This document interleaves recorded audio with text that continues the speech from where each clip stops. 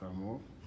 Assalamualaikum warahmatullahi wabarakatuh. Waalaikum assalam warahmatullahi wabarakatuh.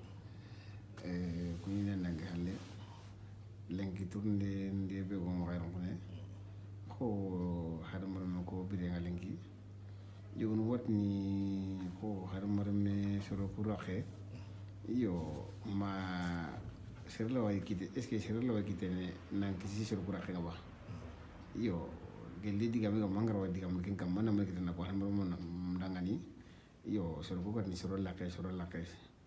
yo wala ngi duna kebedi est ce que kella way ñana basir ga kasi nan kat ki ci soro kuraxe nga ba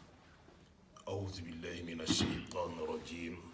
بسم الله الرحمن الرحيم الحمد لله رب العالمين والصلاة والسلام على رسول الله نبينا محمد بن عبد الله صلوات ربي والسلام عليه أما بعد جوار الله تيغن ننجي حالي ألو صلي فارك كما صلى الله عليه وسلم كسو ننجي حالي أربر بنا الله سلامة من الناس الله دكي سروكيا لكن سروكيا الله ngana hoñi la kituma no leki masoro kundi kamwa hari salle ngada bar yegulu hokon wa ho dambe kituna bi ngada barni Allah daki sorokuya Allah do taga subhanahu wa ta'ala Allah yim amaki sorokuya Allah yim amaki soro lako nabi la musa mur Allah maka atalla dangani aneki sorokura khuma Allah ti musa makinda bar nyimirawo ngenda surugu taga ga surugu hoko dinda anga gata munyiya ngenda surugu taga maki su surugu rakhma anga na qur'ana hayi soronti alla lemme ngalla maka soronti alla ni kamanu sikiyai soronti alla ki tokota nyani soronti alla ni fuqara nyai laqad sami'a Allahu qawla alladhina qalu inna Allaha faqir wa nahnu aghniya sanaktubu ma qalu allati wallahi wa kumu yemun ci fe kumu ngati Allah fuqara nyai ikunyi bannanu ga soronde kali talla ki ten ko tane wa qalat al yahud yadu Allah maghlula qullat aydihi wa lu'inu bima qalu italla ki ten ko tane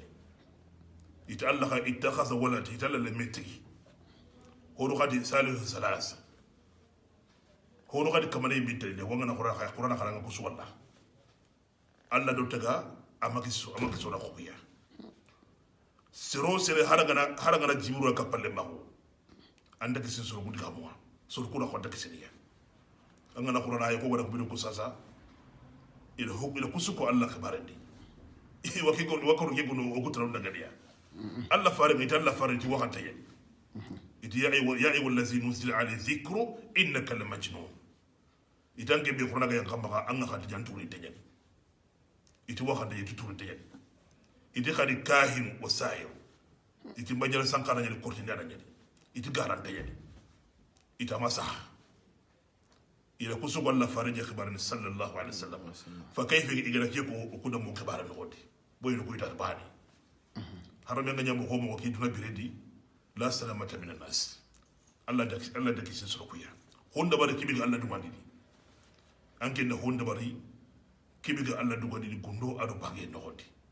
kananti anna huwa da barni basur gundo hokunno ba ayari kebeti labu da minini ina ku jampanga ka angara wari isor soro no ngana toro agara huwa nyen kamanga agara yella nyen kamanga an kamando Allah da amando Allah da ya sirodi angana no Allah da ga sirodi soro kula hukuba ar huwa kapanga martaba Allah bangi iboro dinuku ar huwa kapanga Allah bangi subhanahu wa ta'ala